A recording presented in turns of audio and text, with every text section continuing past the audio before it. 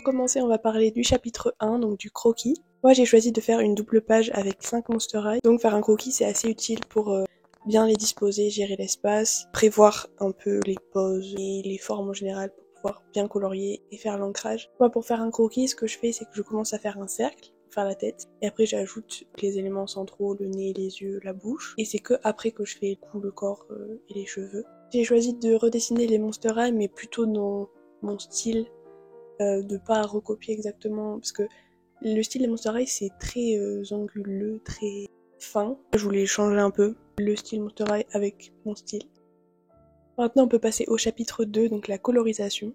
J'ai choisi de garder les couleurs de chaque Monster High et j'ai essayé de les disposer pour que ce soit un peu harmonieux. J'aime bien utiliser des feutres à alcool, donc là j'utilise principalement des Pro Markers, mais il y en a aussi mes nouveaux, les Monali. Ça me sert à faire la base, et après je viens rajouter des détails avec des Posca, des crayons, et des stylos, un peu tout ce que j'ai, et des paillettes aussi.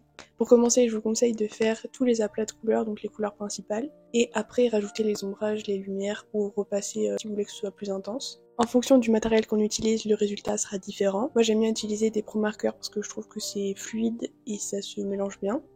Mais on peut très bien aussi utiliser juste des crayons aquarellables, de l'aquarelle, de la peinture, ou des feutres pas à alcool. Ce que j'aime bien aussi, c'est mélanger un peu les textures. Et tout dépend aussi du papier que vous utilisez. Je trouve que c'est mieux de faire le croquis, colorisation et ancrage. Parce que si on fait l'ancrage avant la colorisation, en fonction du feutre qu'on va utiliser ou quoi, ça peut baver.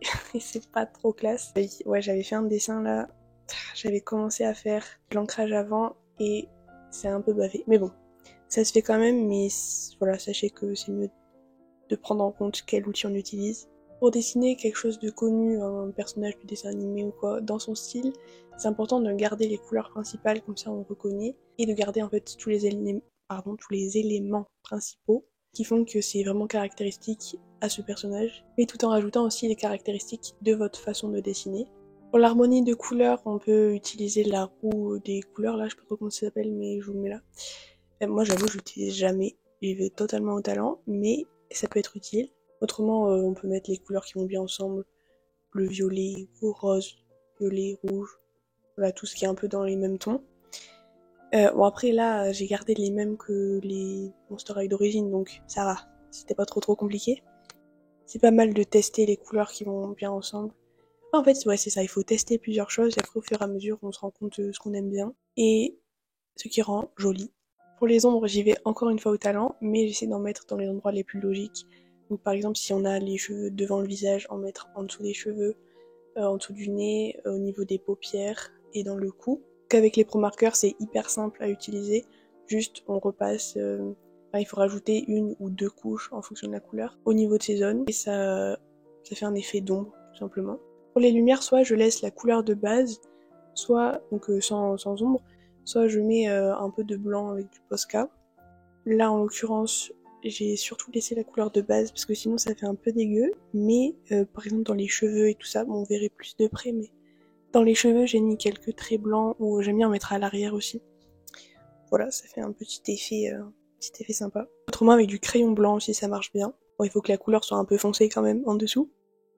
Et enfin le 3e chapitre, l'ancrage. Moi j'utilise juste un bic noir, je trouve que c'est ce qui marche limite le mieux. Mais après je sais qu'il existe des stylos un petit peu plus fancy.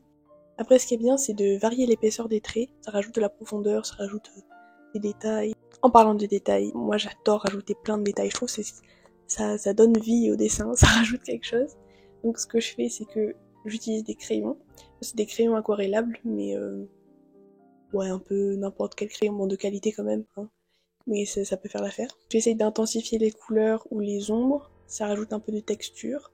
Et après je rajoute des détails, donc soit avec un crayon blanc, soit avec un crayon à paillettes, au niveau des yeux, ou si le vêtement il a des paillettes, ou voilà, vous avez compris. Rajouter des fonds, ça permet d'occuper l'espace, c'est un peu le but. Du coup là j'en ai mis derrière toutes, sauf Cléo, vu qu'elle était un peu plus grande, je me suis dit bon.